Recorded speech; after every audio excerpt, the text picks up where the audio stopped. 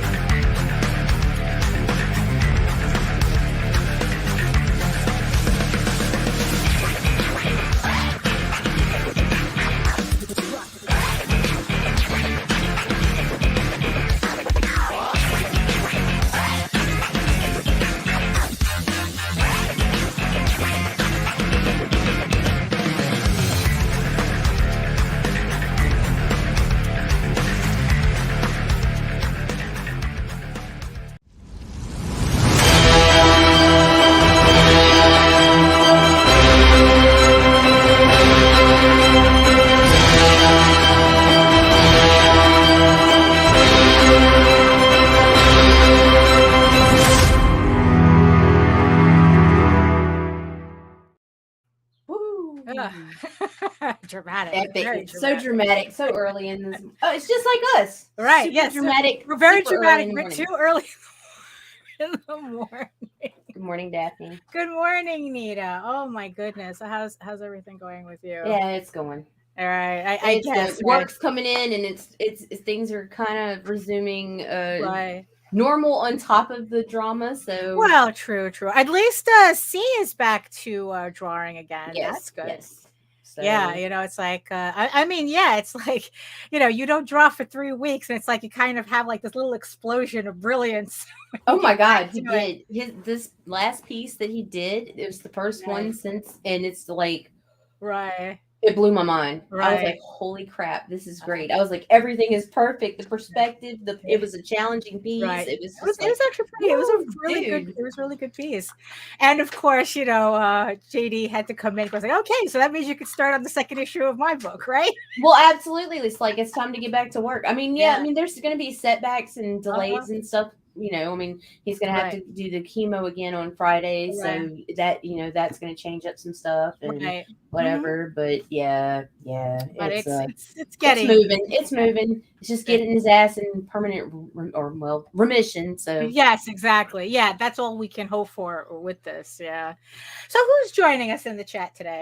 So far we have Ephraim, which means we need to Hello. do introductions. It is true. Allison, Yes, that rings a bell. Deadman, Hello. Patrick. Good morning, Good Patrick, and morning. Rob Multari. Oh, Hello, hello, Rob. hello, everyone. Yes, it's like yes, and before Ephraim hits that bell to tell me to start the show, yes, I see you, the 8 people next to the giant eyeball on my screen, watching us from regions beyond. Thank you so much for joining us, and if you are joining us from Facebook, if you're joining us from Twitter, come on over to YouTube, join our sexy people in the chat, keep them company. And like I said, before Efrain hits that bell, hello everyone. My name is Daphne Lage, and I am a cartoonist, illustrator, and comic book artist from New York. I've been self-publishing comics since 1992, and I since 1990. And I have a lot going on, but you know what that means. Emotional damage.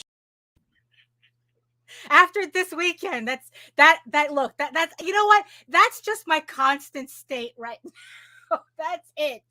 That's just my state right now. And I am known for the Furry Fantasy Adventure Tall Tales, which returns to Kickstarter in about 2 weeks. June 2nd. Tall Tales, or so I thought, the very first Tall Tales full color book, which hopefully I will be getting a proof from the printer in a couple of days. Hopefully. I can't wait to show this to everybody. But yes, it will be back on Kickstarter June 2nd. So make sure you check out the link in the show notes so that you can hit the notify me button on Kickstarter to get notified when the campaign goes live. And of course, we will be launching it on the show on that Friday. So yeah, so it's a lot of fun stuff coming up, and also I am known for my mature audiences, slice of life medieval fantasy. Still got to work that out. Eagle Raven, Heir of the First Unicorn, which also returns to Kickstarter later on this year. I'm currently coloring issue 7. Issue 7 already. Wow. We're on. I mean, it's like I still can't. I mean, I know I must have said this about 1 billion times. I could have sworn we just put out issue 1 yesterday, but no. Issue 7, just 1 issue away from being halfway through this series. It's crazy. It's crazy how this is moving along. But yes, this will be back on Kickstarter later on this year. And speaking of Kickstarters, you know we have a coupon code to get from Gemini Comic Supply. Make sure that your books get sent out to their pledgers in style, in pristine condition with our coupon code RAGEN10. And what if you don't have a Kickstarter? What if you're not a creator who does crowdfunders? That's okay. I know for a fact you have a sloppy ass comic book collection that needs to be organized and put together. So use our coupon code RAGEN10 to stock up on all the bags and boards that you need to put your comics back in pristine condition. Because and that's for anything in the store too, which I think Right. includes their long boxes and short boxes and everything. No excuse None. for having a sloppy looking comic book collection susceptible to floods and things. So yeah. So in the meantime, you can read both my comics online at Tall Tales, TAILS online.com and egoworks.com, EGOWORKS. And you can check out all my videos on how I make my comics here on YouTube at my channel at Daphne Lage, LAGE Art, which also simulcasts through the Indie Comics Network. And to tell you more about it, here's Why would Nita. you do that? My name is Nita Lanning. I am a writer, vlogger, blogger from Southeast Louisiana. I am awake, and it's Monday, and we got shit to do. And I produce the Indie Comics Network on YouTube, whatever that means. Right. Well, but where can everybody find? Oh, IndieComicsNetwork.com. .com. Cut. Oh my goodness. But yeah, so aside from everything else, I guess like just trying to get back to normal on your end, whatever that means. That means Tina's hitting me up with edits already this morning. That means I'm sending out invoices. That means I'm getting back to the grind. I know, yeah. And me, I'm still grinding on. Like I said, I'm currently working on Eagle Raven issue 7, trying to get that like finished in I don't know what 7, 8, 10 days 10 days I think, trying to really finish it, so by the time it hits the 31st I'm on the last pages because I really want to. Good morning, John. Good morning. I really want to get this book out. We were thinking of you. We all have one. Good Morning, morning, Jody. Good morning. Yeah, so it's like I'm just trying. Oh, hello. Yeah, so I've just been like really like cranking through everything, trying to get I mean, I'm not probably going to be able to finish inking the Eagle Raven short this month, but as long as I get issue 7 finished, at least I can get that out to the printer, and then I can continue finishing the last, because in the end, you're not really multitasking. When you think you're multitasking, you're not multitasking. There's no such thing as multitasking. You're just doing several things at the same time poorly. So in the end, as much as I like to think that I was doing 3 projects at the same time, all I was just distracting myself from one project to the other without really concentrating on finishing something. So once I got Tall Tales finished and out the door, it's like, okay, now I could just concentrate on issue 7. And then once I'm done with that, I can go back to inking Medieval Unicorn Viking Slut, because I know everyone loves it when I say that title. But yeah, it's like, what was funny was that I had one of those, oh, this is why everybody's going digital moments. Because I was inking a page and the nib on my pen snapped right off. That's how much I've been inking. And of course, I thought I had a spare one, but I didn't. So I had to order some extras off of Amazon, and they made me wait 2 days. So I had to actually put those pieces aside. And what's funny was that for some reason I could hear Allison in my head going, you see, that's why you have to learn how to use Clip Studio Paint. You wouldn't have had this problem if you were using inking in Clip Studio Paint.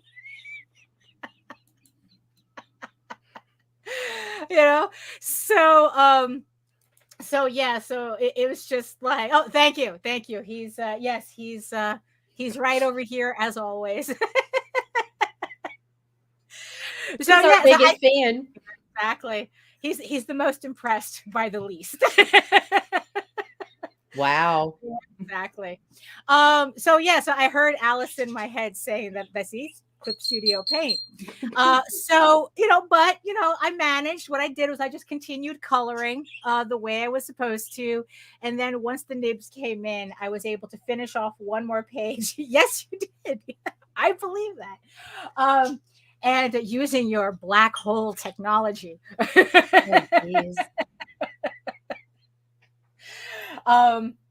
So I was able to finish another page. So I think like right now, officially, I am halfway done through that project. It's a 16 page. It's a 16 page one shot. And I'm halfway done. I have the first 8 pages inked and ready to color. So actually, I'm working a lot faster on that book than I expected. I had just scheduled myself to just do the pencils. And instead, I ended up like going, you know what, screw it. I'm going to go ahead and ink these pages as well. And I'm all, look at that, halfway done. So, it worked out. So today we have a special guest coming on the show once he gets he gets himself together. So yes. Wait, what? So today we will be. I don't know if he's launching or we're going to launch it. Who presses the button? I don't know. We're going to be launching the next book for the Oswald Chronicles, the never-ending campaigns of J.D. Calderon. Coming from the basement. So what do you want to do, Nita? You want to run a bump and then bring him in, or you just want to bring him in?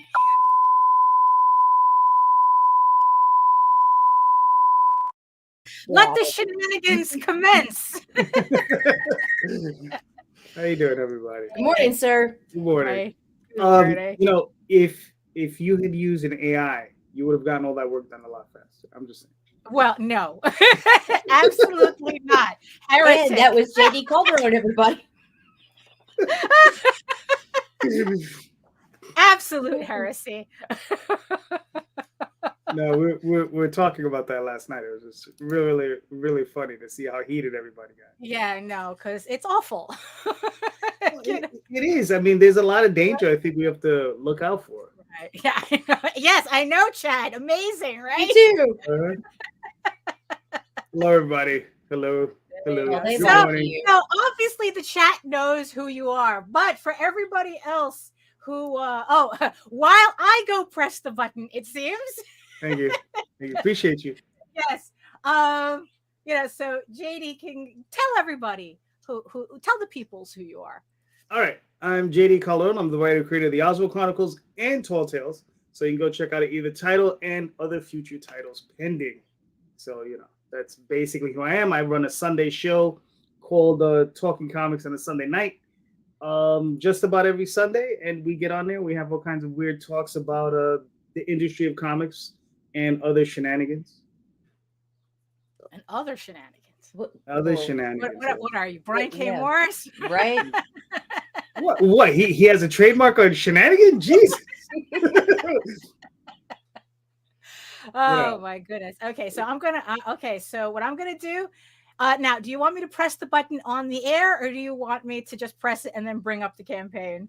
Oh, you can just press it and then bring it up. That's fine. Okay, all right. Whatever. It's however you want to do it. That's fine. Right. But I just wanted to show everybody.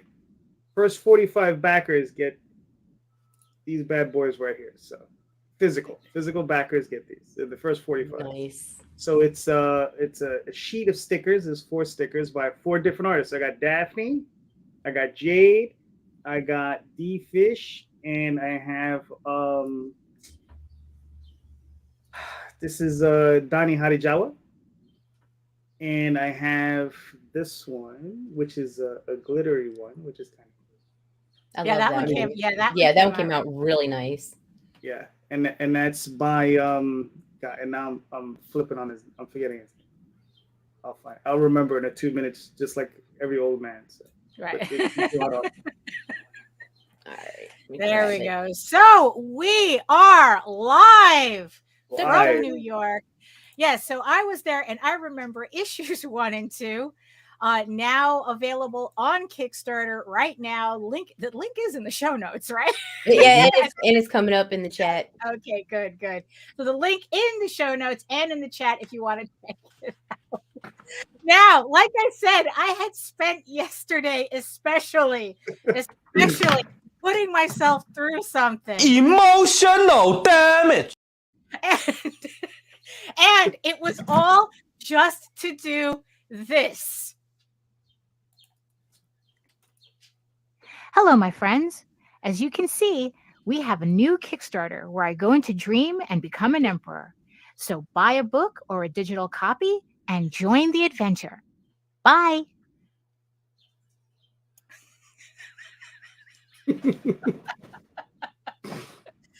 I mean, if that doesn't get people to buy your book, I don't know what will. I have to agree. So, I mean, I think I could have wasted a Sunday in many different ways. Many different, but yeah.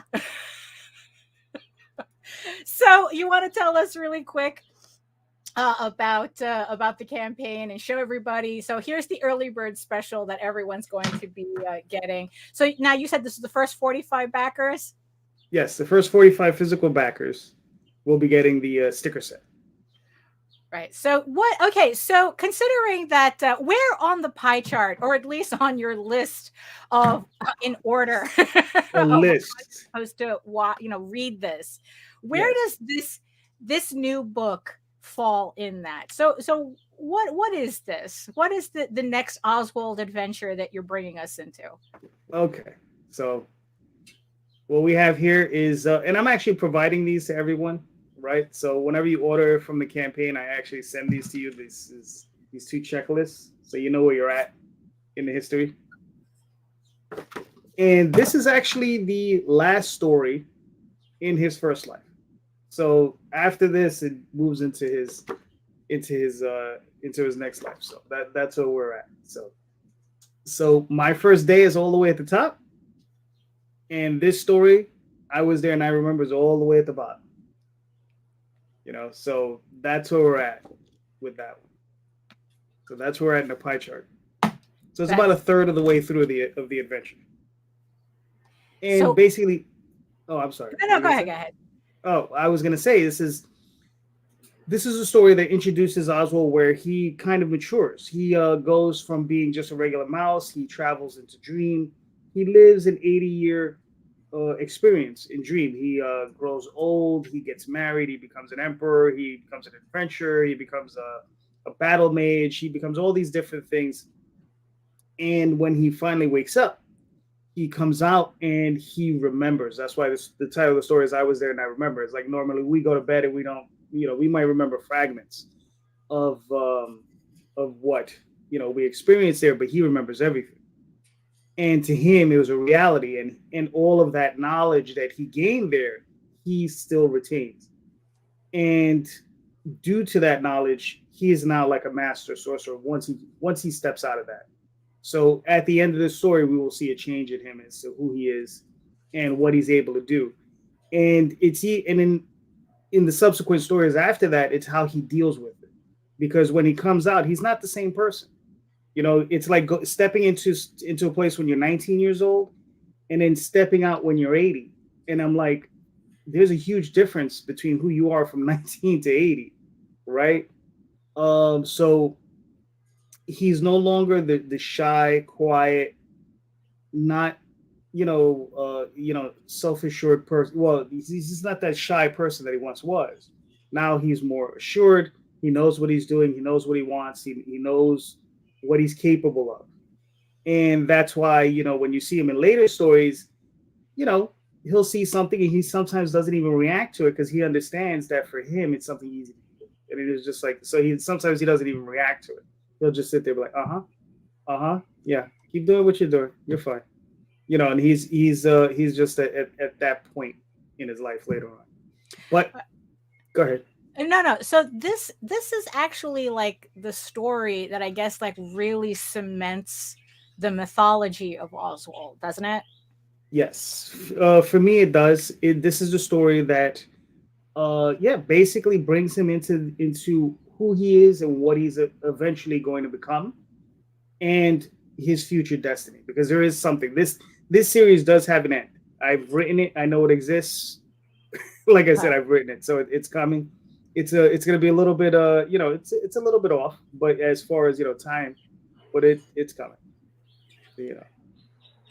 Oh, so thank you to the one backer who already pledged $50 to the campaign. 20 days to go. Oh, so you're doing a shorter campaign as well. Yes. I think I told you I'm trying to do at least 2 campaigns to every one that JD Rosario does.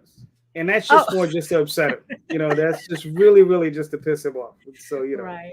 Yeah. Now the thing is, though, is that you have so many of these. Now, of course, it's like you break the one rule of indie comics is never start off on an epic. And wow. Well, in my defense, okay, when I started it, that was not a rule. Okay, there you go. The advantages of being old. Right. Well, that's true, right? When I started, that was not necessarily a rule. At the time, you had Cerebus, right? We had Bone, we had what was it, Wandering Star? Oh, right? Yeah. Right, we had Wandering Star, Usagi, yeah. Right, and these are all long-running, very epic, very long, lasting, stories. So I was just like, oh well, if they could, sure, why not? That's So what do you think changed between like everybody doing epics and now everyone's saying it's like, don't do that? Well, I think the big change is Kickstarter, right? Because you want to make shorter stories, right? So that you can do more campaigns, right? And also you can condense those stories faster. And what I find is that, unfortunately, I think the big issue for it, or the real reason for it, is that people are just IP farming, right? You have a lot of new creators coming in. They're like, oh, what's going to stick on the wall, right? And they're like, okay, let's do this one. Boom. All right, that doesn't work. All right, let's try this one. All right, that doesn't work.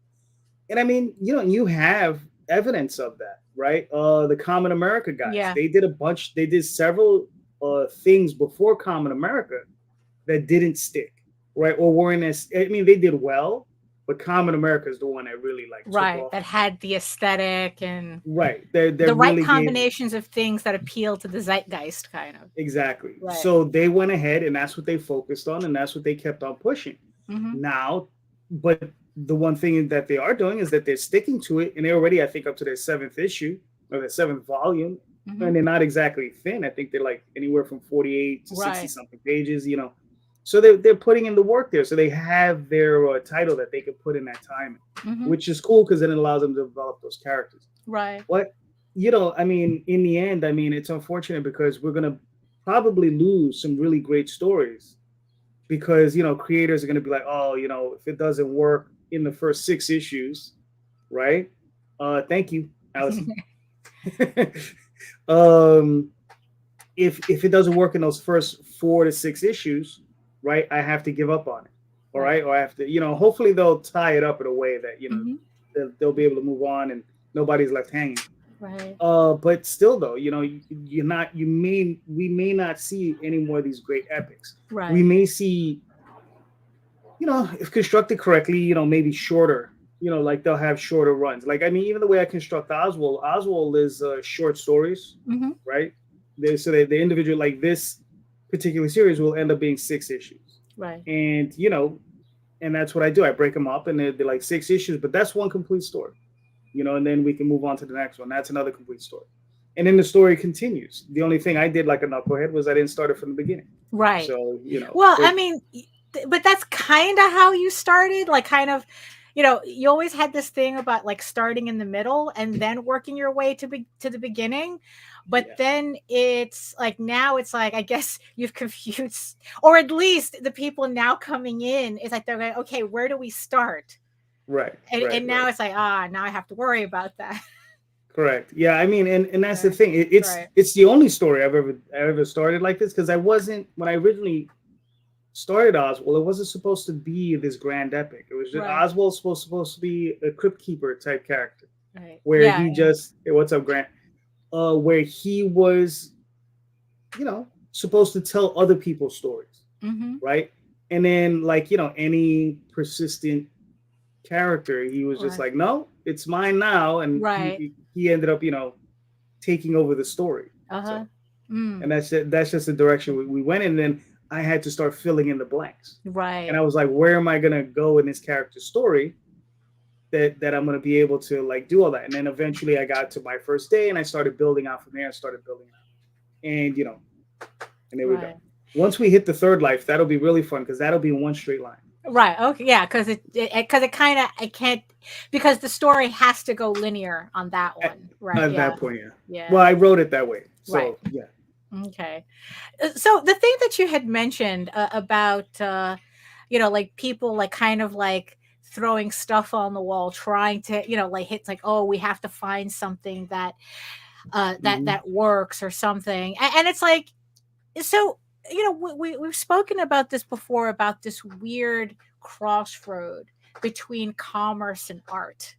Right. And how do you reconcile that? Where it's like, we want to do our own stories and we are doing our own stories, but at the same time, we kind of get salty, with people having success with certain type of books that it's like, maybe we don't want to do, but we see how people are reacting to it. And mind you, reaction equals, meaning how much money they're making, which then which then rotates back into the feedback loop of, money equals quality and quality equals money. So like, how do you keep yourself from driving yourself crazy with that or getting too wrapped up in that? I mean, if you do. Well, there are a few different ways. The main thing is do the work, right? Keep yourself busy. Don't pay attention to what other people are doing, right? Don't count other people's money, right? It doesn't, and also remember, another person's success doesn't mean you're not going to be successful, right? There's some people who think it's a zero-sum game where, you're your competition for all time and this, that, and the other thing. Look, there's 8 billion people on the planet or 7.5 billion people on the planet. None of us are going to reach them all, right? But we're going to reach our small communities, right? And that community, they might have a completely different community than you, and they may never cross over, right? And your community may one day be just as big, if not bigger than theirs. You just got to find it, and you just got to keep working towards it. You know, we might have these sections that cross over. Right. You know, that is what it is. People have eclectic tastes, and hopefully it's eclectic enough to enjoy. Right. Yeah. Because there is kind of something upsetting about hearing. It's like, oh, there's probably books that are getting like ideas that are being tossed aside because they're chasing. Well, they're chasing a dream. And the craziest thing is, and I mentioned a little bit, is the whole thing about AI and the way it's working, is that those revenue streams that they're chasing, which is basically Netflix and streaming services, to try to get them into bigger media, may be disappearing fast and furious because these big companies, they're going to be having these machines create stories. They're going to bring in certain people, writers, editors, to come in, fix and rejigger those scripts that are written in minutes, right? Might take them a couple weeks. A good editor could probably edit a novel or a story within a week or two and make it something cogent and palatable and probably good. Depending on the editor, they might be able to, if the editor is also a writer and a good one, might be able to make it great. So a novel that might have taken a normal writer 2-3 years, right, to write, or a year to write, will take a machine 10 minutes to do, take an editor, a good one, a really good one, maybe, I don't know, 2-3 weeks to break it down and make it into something really grand, and then put it out. And the thing is once it's done by that editor, it's going to be really difficult to know that a machine worked on it. Right. That's machine was the base. Right. That's the base. And that's what I was telling people last night is like, it's not the fact that these machines are going to crank these things out. It's the fact that you're going to have these companies who are going to adapt them, and they're going to be using hired guns to come in. Right. And do this work. And look, some of these guys are going to be making $75, $150 an hour. Right? What's up, Vincent? Long time no see. Yeah, really. Yeah, seriously. Gotta go catch up with that guy. Charles. But yeah, I think that's the big threat of that. Well, until they actually develop an AI to do the editing as well. Yeah, but I mean, because it's I think there's always going to be what's up, Tyler? So I think there's always going to be a threat of that, but I think the human touch might still be missing. We don't know. That human touch might still be left out for a long time. Right. And there's also the individuality of things. People have certain styles. And the machine might be able to adapt the style. It might not be able to create one. So you might have a person who comes in with their own literary style or visual style or whatever that the machine will not be able to create. They'll be able to copy it, right? But I don't think they'll be able to create it. But there'll be other humans who are going to be able to manipulate it. And I'm telling you, those are the people you got to watch out for, because they're going to go in and they're going to be like, look, man, I got to live, or I got kids, or everybody got to eat. Right. And they're going to be like, they're paying me X amount to do this. But the problem is that, that X amount is going to start at $100, $150 an hour. Then it's going to come down to 100, and then it's going to come down to 75, and then it's going to come down to 50. Right. Well, that's what a friend of ours who worked in graphic design, publishing graphic design magazines. Right. So he's been seeing this. He's been seeing AI completely cannibalize his industry for the past 15 years. Right. I mean, this is older than what people think it is. Right. Yeah. I mean, and when what he was dealing with is a simple version of it. Right. They would just simple layout and design of magazines, and he would go in and they would have him tweak it. Yeah. Right. And again, he was paying. I remember him starting off well into the six figures salary, then he gets broken down. Now he's in the five figures. Now he's somewhere floating in the mid range, high six figures, but it's still not what it once was. Right. Yeah. And those are the things we really got to watch out for. Yeah, I know, Bloomington. Sorry. Well, hey. Here's the one thing though, is that I don't know if there's a light at the end of this tunnel, except that they're gonna be people who are gonna be producing stuff on this stuff on these machines that maybe we would have never have seen if they didn't have the opportunity to work with them. So that's the only thing. But I mean, I don't know if that's really I don't know if that's a big plus. Yeah, I don't know if that's a big. It's like because you're talking about work coming out from people who didn't want to work for it. I mean, who's to say, right? And then also the thing is like as the generations go on, right, they're gonna get born into it, right? And this is gonna be who they are, what they've always known, and that's the real danger. Like this stuff is gonna get erased. 100, I remember I was discussing with you, 100 years from now, this is gonna be the norm, right? Yeah, right. And then the weirdo is going to be that guy or gal who's going to be out there and says, no, I want to draw my own stuff. I want to write my own stuff. By hand. By hand. It's like people, it's like kind of like how writing by hand is like, it's like when people like, what do you mean you're writing by hand? I mean, we literally have entire generations that don't know how to do that. Well, yeah. I mean, listen, that's, Yeah, and it's like there's this woman that I follow on Twitter that she's an art teacher, and she says the amount of kids who don't know how to use a pencil and paper is ridiculous. Everybody's on iPads, and if anything happens to the iPad, they panic because they don't know what to do. And it's like, I was just telling the story about how my pen tip broke off. But it's like, well, at least I can just, vintage. We'll be a fine vintage. Yes, we'll be a vintage artist. It's like, okay, let me jump to the tablet while I'm waiting for the nibs to come, to come in. And then once I got the nibs back, I went back to that. And it's like, I'll be able to jump back and forth. But there are a lot of kids who don't even, it's like, what do you mean draw? There's no undo button on a draw. I have to commit to my mistakes. And I go, that's kind of part of it. I can't click my pencil. Yeah, exactly. I can't enlarge the screen. I smudge and everything. Yeah. But listen, that's where sometimes it's and here's the other thing: people have to understand that it's not necessarily a bad thing to make a mistake. Right. If you don't make mistakes, you're not going to learn. You got to make a mistake. Right. It's just going to happen. Nobody's perfect. Right. Trust me, I've read enough work from a lot of great writers who have just farted on the page. Yeah. Right. From Alan Moore, Neil Gaiman, Bill Willingham, so on and so forth. You can just name names. And it's not, I'm sure that wasn't their intention, but, and sometimes it's just increments, right?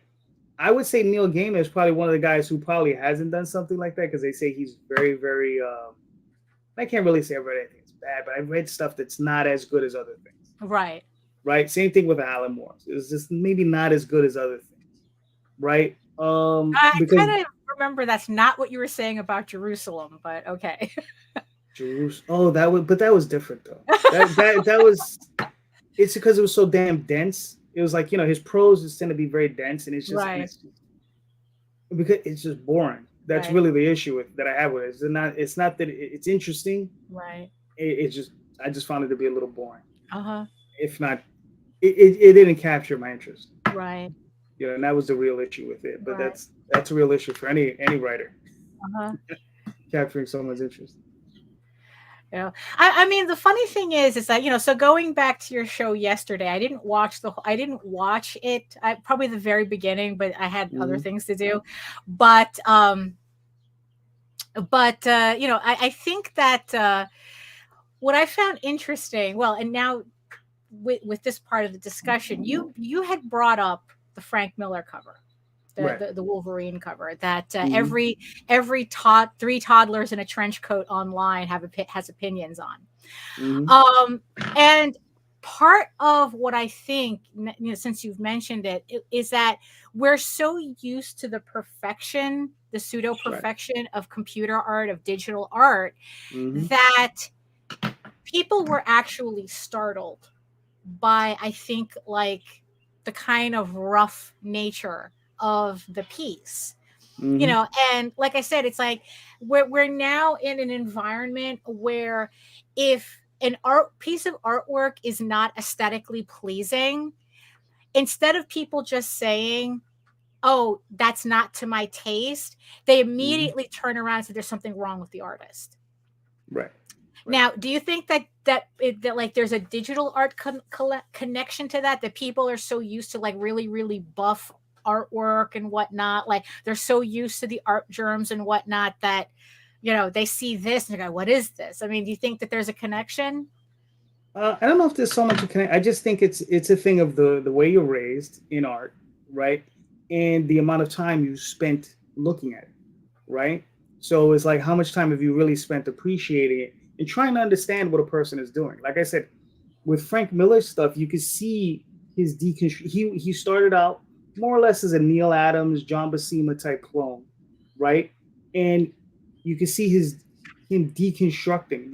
There was that period during Ronin where he was probably doing a weird manga-esque, because that was his manga period, right? Where he was when Lone Wolf and Cub came out, right?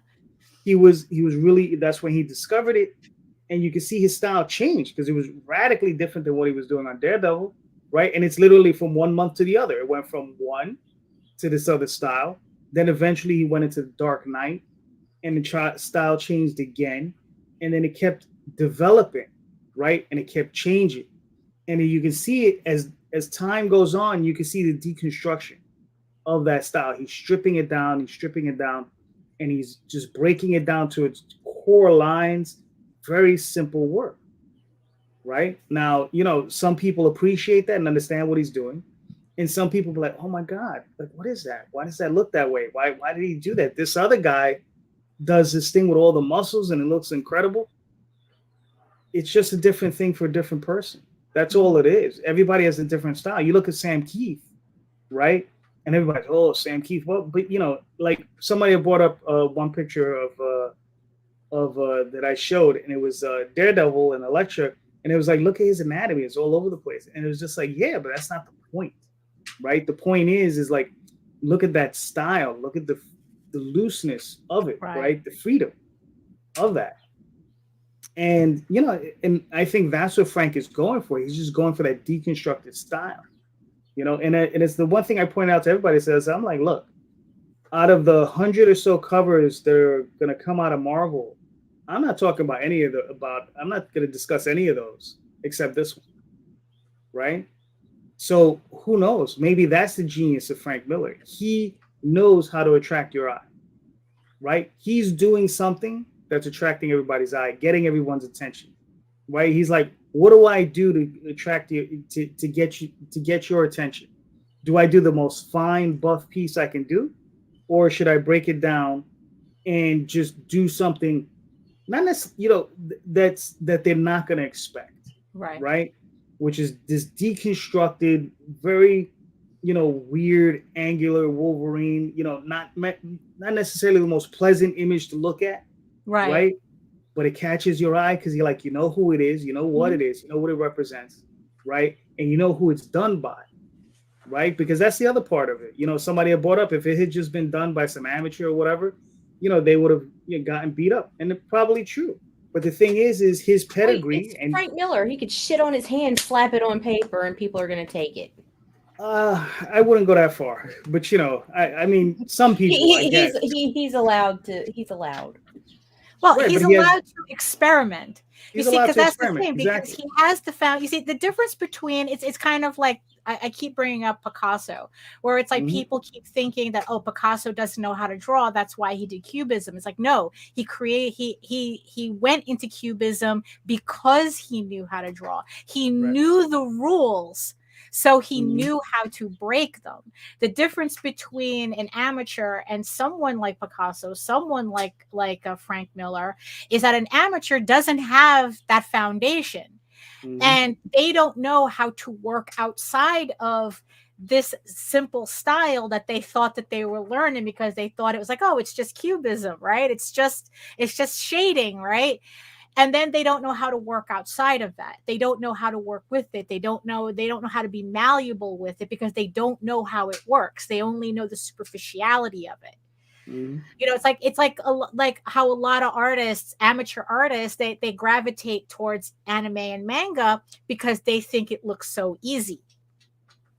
And then once they start really studying the style, it's like, oh shit, it's not about big eyes and small mouths. There's a lot going on here. You know, I mean, and that's the funny thing. It's like anime manga style, that's deconstruction. Right. That's you know, it's like it's a very stylistic deconstruction, but it's done in a way that it looks aesthetic. So it doesn't get, I guess, like the same vitriol as but the thing is, though, a lot of that manga, a lot of that anime, it's still masters knowing their craft enough that they know how to do that. As opposed to an amateur just superficially copying and not understanding what they're doing. See, just brought him up, right? Mike Mignola. Right. You know, we know Mike can illustrate if he wants. I mean, and we're talking like fully rendered stuff if he so chooses. But he prefers to strip it down, put in all that black, and give you just the core essence of an image, right? That's his thing. Another guy that did that, guy rest his soul, is Tim Sale. He was another guy who would go in and you would see these fantastic choroscuro looking pieces where everything looks, looks carved out of a black page, right? And he's carving out the white, right? And that's just a different style. It's what Frank Miller was doing with Sin City, right? When he came back with that style, everybody was like, oh man. And I gotta say, I mean, this goes with Frank's history. He knows how to grab your attention, you know, and I think that's all this is. He did it with Sin City. He went out there, and even with Daredevil back in the day, right? What did he do with Daredevil that was so special, right? In, 1980, right? He did like a classic noir story in Daredevil the way an adult would do it. Okay, so he took this medium that was meant for children and he leveled it up. He said, here, I'm going to do this, and I'm going to do, and I'm just going to level up. Now, this is something we're accustomed to seeing today, but he did it in 1980. He did it just about before everybody else, right? He says, I'm going to do something really different, right? When he has that issue and he has Daredevil pointing a gun at Bullseye's head while Bullseye is sitting in a bed in a hospital, because that's the bed that Daredevil put him in because he dropped it from a 6-story building, right? And he broke his spine. And Daredevil's sitting there playing Russian roulette. And if you don't know what Russian roulette is, that's where you take a gun with 6 chambers, you put 1 bullet in, you flick it, and you point it, and you just pull the trigger, right? And it's just luck, right?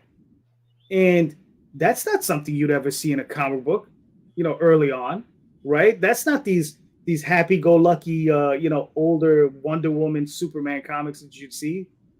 Some dude taking out a gun crying, talking about his girlfriend being murdered, right? So he leveled it up, right? And I think that's how he attracted that attention. Then he moved on. Then he did Dark Knight. And again, he did something new and different, right? He changed Batman from the young, viral character we had to some grizzled old veteran who was just sick of everything. We just wanted to smack everybody upside their head and just be like, shut up and get in line. And that was Batman. He's just old and mean and cranky, right? And then that's how he caught that zeitgeist. And then he leaves, goes to Hollywood, does this thing out there, comes back, and does Sin City. And this time, he does it with the story by doing these noir stories, but it was that style that caught us, right? You look at it and everybody's, oh, Frank Miller, right? And this is during the era of Todd McFarlane, Rob Liefeld, Jim Lee, and all those guys being out there at Image. And they're all going, damn, look at what Frank is doing, right? So how can you ignore that? Mm-hmm. So even today, he's still doing it, right? You can say whatever you want to say, but nobody's talking about you, buddy. Nobody's talking about you. They're talking about Frank, Mhm. and there's a reason for that. Right. Right? Yeah. That dude is playing chess at a whole different level. I 18th dimensional chess. Who the hell knows what that guy's Right. doing? I mean, Right? but or he's just doing art. And what it is that he's just Mhm. not interested in matching your sofa. Right. You know, because it's like, it's funny because it's like we have a lot of people who scream, it's like, oh, we need originals, we hate remakes and this, that, and the other thing. But the second you do something different, these are the same people that go, you didn't match the sofa. What are you giving me this for? You know, it's like, they, like, people say they want something different as long as it's familiar. Right. Correct. Listen, I mentioned it on my show last night. James Gunn with the first Guardians of the Galaxy movie, whether you love it or hate it, he did say something very interesting about it. He said, I'm not going to give you what you want. I'm going to give you what you need. Right. As a creator. Right. And I found that to be very powerful. I think that's a very interesting statement. He's one of the few guys who I think can actually achieve that. Because I think Here's the funny thing though, because I forgot his name. The director from the second Star Wars movie essentially said the same thing. Right. Like I just said, James Gunn is one of the few people who can actually achieve that. Right. That guy, that guy is a very good director on his own stuff. He needs to be relegated to doing his own thing. When he does his own thing, he's a really good director. I'm telling you, Rick is an awesome movie. And he's done others. His Onion movies are very, very good. Right. But that Star Wars thing, it just doesn't work. He's not that type of team player. He wasn't a fan. You have to be a fan of that type of material to really create it. You have to be a fan on some level, right? And I don't think he was. So you think that what makes James Gunn successful is that he's a fan of the source material. Although Guardians really didn't have much of a source material because his it does. Right. Okay. It does. There's a huge. It came out of Andy Lanning. Right, but I mean, but the movie, did it take from it, or did they kind of just go their own way? Well, a little bit of both. He cherry picked. He cherry picked what he wanted, right, and he used what he wanted, and then he took liberally from Farscape wherever he could. Oh well, because the dynamic is the same. Liberally is probably an understatement. Yeah, it's probably an understatement. Yeah. It's funny because he had the star of Farscape in the second movie as the gold gentleman. Right. I thought that was hilarious. Yeah, but it's like, so I really do think that probably that has more to do with it, that it's not that Frank is being like some kind of a brilliant marketing expert, as opposed to like, look, I'm just doing art here, I'm just working this new style, and it's like, you're the guys having a problem with it, not me. Yeah, I mean, look, it's one of those things we won't know until he speaks on it. Right We won't know. And hopefully he'll give an interview at some point and he'll spill the beans as to his process and what he's thinking and why he's thinking it. And whoever interviews him will hopefully ask him, those types of questions that'll get a little bit deeper into it, not just can I see your artwork? Right. How did you do Daredevil? Batman, I love it. Instead of doing, being one of those interviews. Right. Yeah. But I just thought it was just a very strange conversation. But then again, it's like I said, it's been something that I've been seeing for a while, where it's like, the crossroads of commerce and art, where it's like, if your artwork is not matching the sofa, right, people take it personally. And it's like, and they think that there's something wrong with you, as opposed to just say. And the thing is, it's like, what is it do you think is keeping people from saying? It's like, look, I just don't like it. Instead, they have to make it this whole grandiose announcement that has nothing to do with anything. What do you think that comes from? That's just human ego. I just think people see things and they're like, I like that, I don't like that, I like that, I don't like that. And like I said, when they're confronted by something that they would normally think they would like, right? You hear Frank Miller says, "Oh, I've really liked his work in the past," right? You hear Wolverine, "Oh, I love Wolverine," right? And then you get that piece from it from a company who normally has excellent artwork, right? The type of work they appreciate and they love and they enjoy and have been enjoying for years, Right. right? And then you get that, and they're like, "Oh, what is that? Why does that look like that?" Right? And I think that's all that is. It's just a little bit of shock factor. You know, I like I said, I'll stand firm on the fact that I think Frank is just out there, doing his thing and laughing. Right. You know, he's like, check this out, kids. Let me show you a little piece of magic. And he has everybody running around in circles, screaming and yelling, not even knowing what they're looking at, and they're like, oh, and he's somewhere chuckling. I guarantee you that man is having a beer and he's laughing his ass off. Right. Yeah. So, Nita, do me a favor. Bring up Jose's campaign on your end, because I got to check something on my camera. So I'm just going to dip out a little bit right here. So if you could bring up Jose's campaign.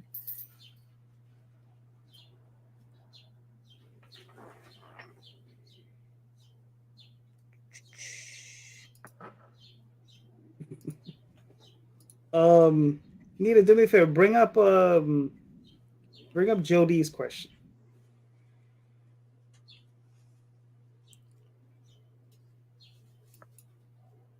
If you can, I don't know.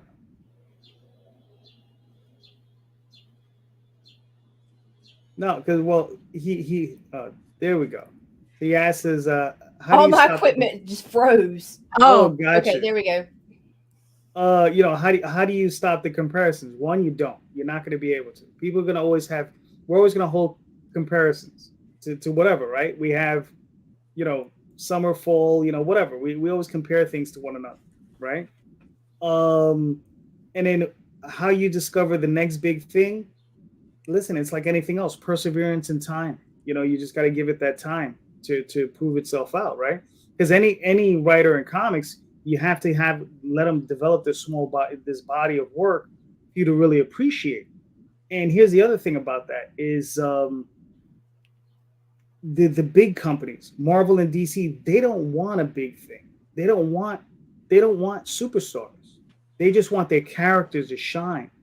They want you to want Thor and Spider-Man and all those characters, but they don't necessarily want you to really desire, let's say, a Jim Lee, right? Or Frank Miller or Arthur Adams or so on and so forth. They don't want you desiring those guys because when that happens, those guys can demand higher prices for their skills, right?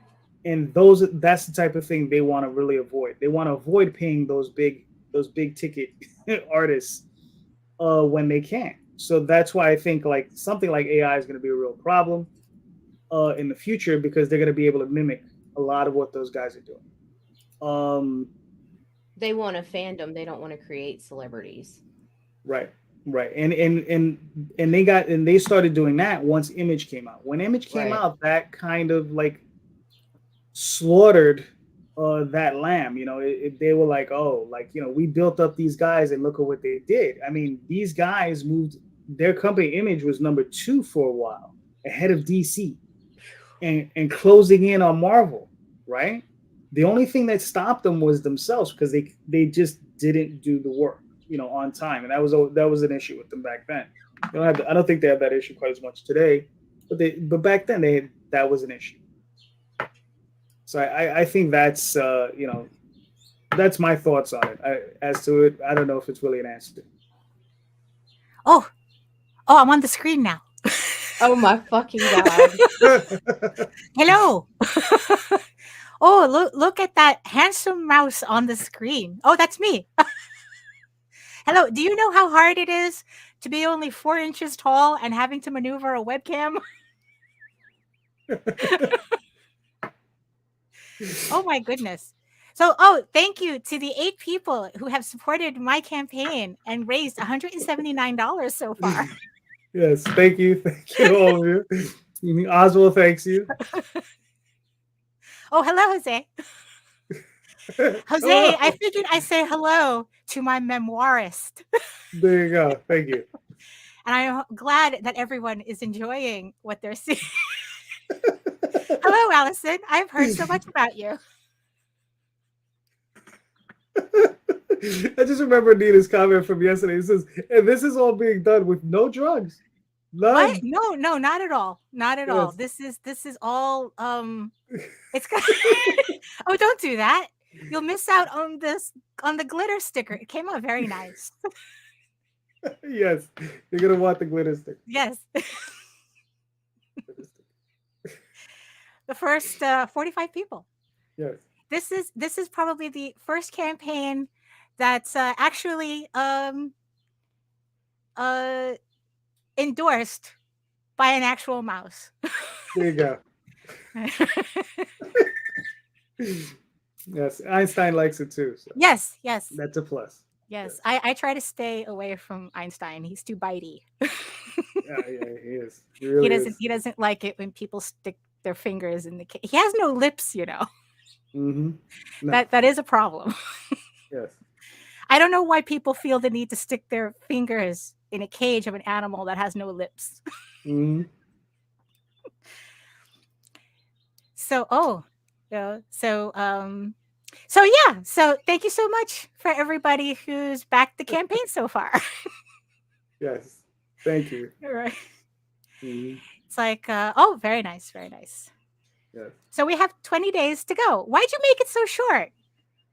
Oh, well, I mean, here's the thing is like I said in the beginning of the show, I'm trying to put out 2 campaigns for every one JD Rosario puts out just to piss him off. Oh, okay. That's pretty no, Very, but in truth is I have a lot of material to release, and yes, my story is very long.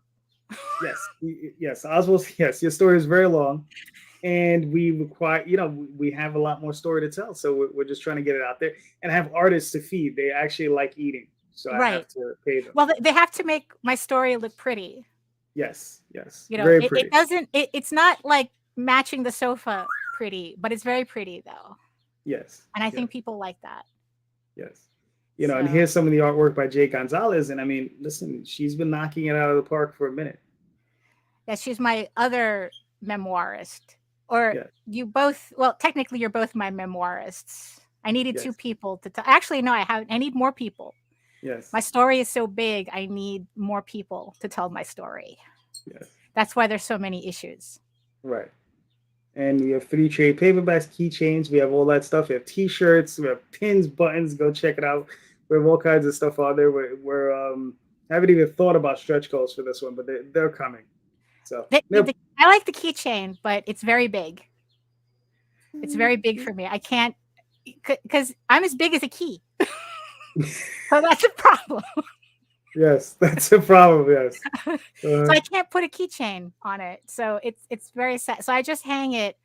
I just hang it on a wall, and it's like a giant medallion. Yes. Put up Alice's comment. Uh-oh. Right. No. There's too many cats in the house. Yes. We have a cat. We have a cat already. One too many. That's true. Oswald's not a fan of cats. No, I am not a fan of cats. No. They freak him out. Yes, they do. They shed too much.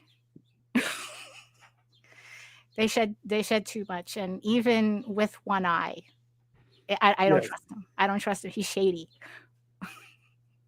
This is very true.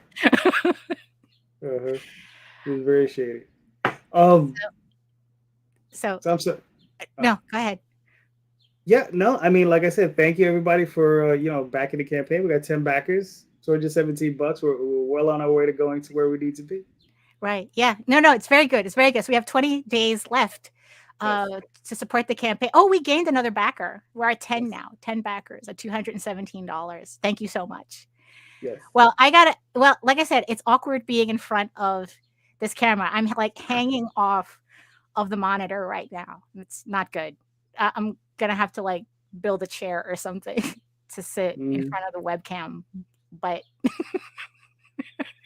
so I'm gonna go back into the basement now because so make sure you leave the laptop on so I can continue my memoirs that you can edit later. Yes, That's important. Okay. All right. Yes. So thank you so much. And I'll be right back in the basement. And because that's why the cat's not allowed in the basement.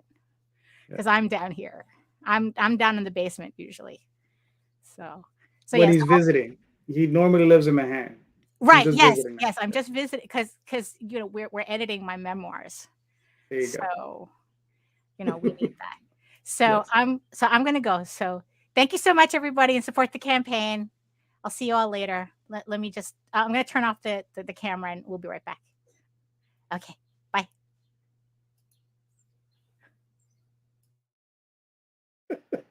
And yes, Oswald could mollywop poor Mickey in a straight up magical duel. Well, yeah, because Mickey was just an apprentice. Right. He just had that hat. That's all he had going for him. Christ, I can't. Oh my goodness. That was I gotta fix up my camera and everything. He undid some of my wires. It was no good. Like I said, I could think of worse ways to spend a Sunday. What do you think? Yes.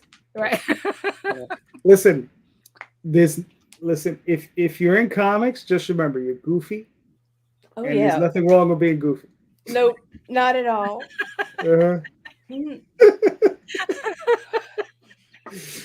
Yep. Oh my goodness. So here we are at the top of the hour, a little bit past the top of the hour. Did you like our special guest? Everybody applaud our special guest, Oswald. Let's thank Oswald for showing up today. Very nice. First time he's helping to promote the campaign. Yes. So yeah. That was definitely that was a new one for all of us, I think. Right, yeah.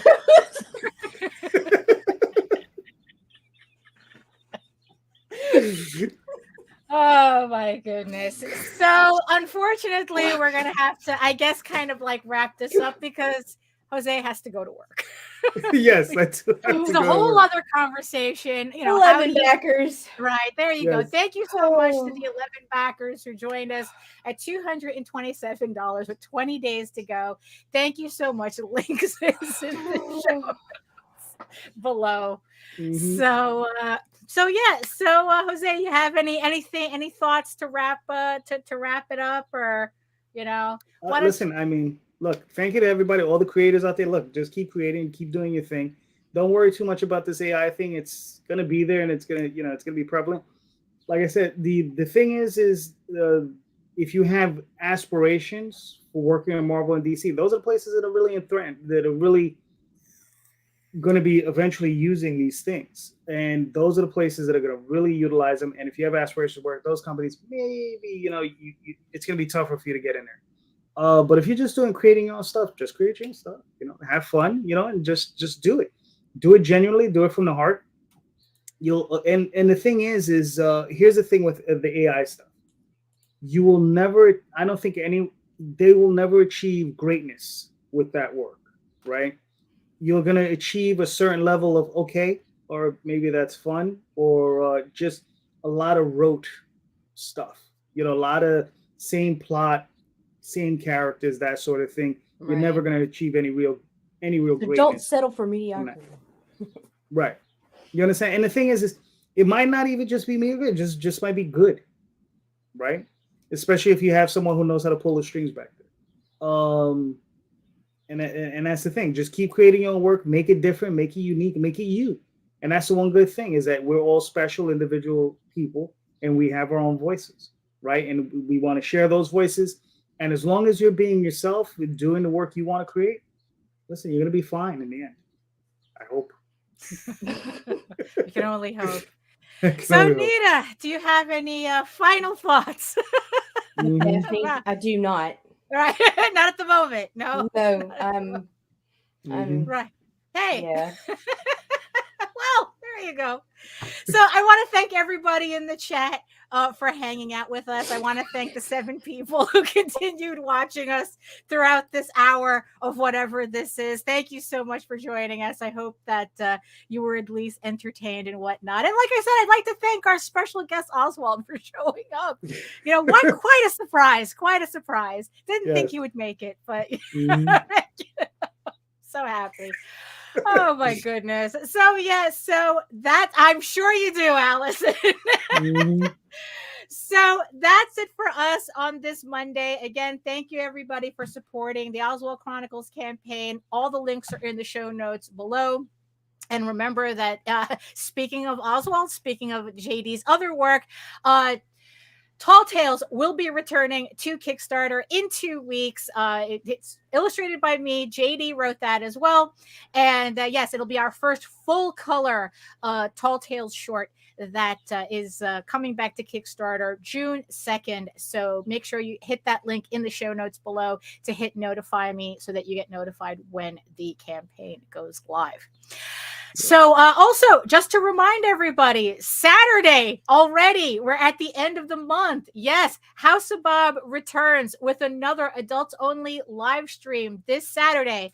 Right now, I have no topic. You know what? It's probably just going to be a free-for-all. I'm just going to draw something on there, and me and Nita are just going to have whatever. What? Yeah. Why is it House of Bob and not House of Boob? No, because it's House of Bob. Because we have class. Because we're classy bitches. That's why. Damn, yes. sorry, I forgot. Yeah, exactly. You know, so yes, so Saturday, so join us Saturday, 8 p.m. Eastern, for another episode of House of Bob. We'll figure this out as we get closer. Like I said, we don't have any topics yet. So yes, so if you want to learn more about me and my artwork and my campaigns and everything else, you can head on over to my main portfolio site at egoworks.com, where you can find links to all of my galleries and social media sites, but I mostly post to Facebook if you're interested in seeing sketches and current work in progress, updates and live updates as I finish everything. And of course, remember, you can catch me on YouTube at my channel at Daphne Lage Art for all my video archives and whatnot. And remember, I will also be back on Wednesday at 4 p.m. Eastern with my own 2-hour live stream on my channel, which also simulcasts through the Indie Comics Network. So make sure that you like, subscribe, hit the notification bell so that you get notified whenever any of our shows go live. Also, remember, you can read Eager Raven, Heir of the First Unicorn, for free, uploading every day, Monday through Friday. But if you prefer your fantasy to be more of a furry Lord of the Rings adventure, you can follow the link over to Tall Tales Online. It's TAILS. And not only can you read the first 20 issues of Tall Tales for free, you can catch up on the latest story arc, Tears of the Mother, which is also currently uploading Monday through Friday. Thank you, everybody, for showing up. Thank you, Jose. Thank you, Nita. Thank you, Oswald, for showing up. Great Monday. And in the words of the ancients, eat your food, moisturize, mind your business, both literally and figuratively, and do the work, because when you actually do the work, you never have to fake any of your accomplishments. Thank you so much again, and we'll see you next time.